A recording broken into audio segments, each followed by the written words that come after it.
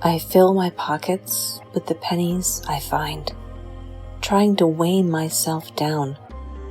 For months I have floated, filled with air that is not my own, burning and floating like a piece of paper covered in words and set on fire one beautiful, burning autumn day. The first week of September, I found handfuls of pennies on the ground, dozens of copper penny promises. I collected them with gathering butterflies in my stomach. I thought they were lucky omens, but those pennies were an alarm that I woke late to that Tuesday morning. I swam up out of deep sleep to behold 2 flaming arrows, 2 towers, the world spinning and set alight, pennies and papers falling from heaven, human hearts leaping through the air. I watched 2 tarantulas crawl down from the sky and dust plume up in the air. Ash-covered men and well-heeled women ran for their lives as evil descended upon the Manhattan skyline. My eyes, 1,964 miles away, were burning. Suddenly, through the smoke, I saw a woman reaching out. She was exactly like me. She was me, the part of myself that would have loved living in New York City, in a walk-up West Side flat with pink African daisies growing on her fire escape. Red-haired, Irish, and single, I saw her staying up late nights to drink tea, to write or dance or paint or love. I was beside her as she rode the subway to work that morning, sleepy, and crowded her way onto the elevators at 7:46 a.m. to the 91st floor. I leaned over her shoulder as she peeked into her inbox and sighed. She dreamed that she could fly. That morning she did, through the Indian summer sky. On her graceful leap of faith, she reached out to me, and my lungs filled with the precious air she exhaled. I found myself floating high above the world, its weight and its hate. I saw the faces of those that planned our suffering. I looked at them and I forgave them.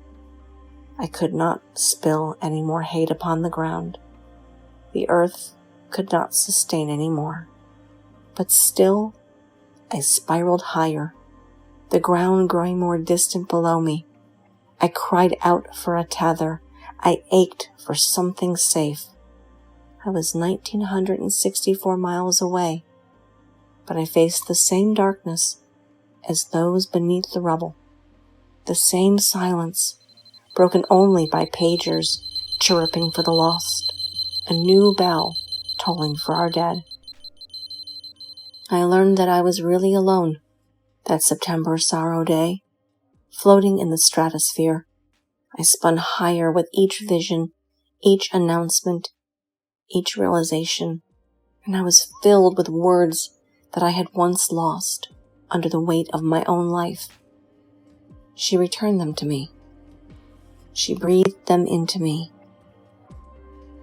And she is still there, with me, together with the guy she liked, his cousin, and her boss, his neighbors, and their favorite bus girl, her unborn child, and his father, who rushed up 16 blocks and 44 flights of stairs to join them in the fire.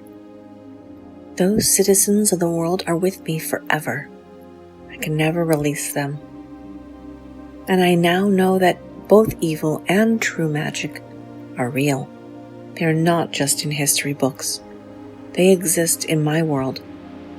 And that knowledge brings me floating closer to the surface of the earth. If only for a moment. I'm still finding pennies. I know that they have nothing to do with luck. They are drops of blood. that rained down with those skyscrapers, flattened to the pavement with the words Liberty and In God We Trust stamped upon each one. The dead are free, but those pennies do not buy my liberation. They do not anchor me, even when they fill my pockets and my empty hands. I'm still floating. They remind me, though, that I am lucky to be alive, and that my real wealth lies not in coins or even words, but in the choice I make to keep that day with me and the connections I keep reaching for.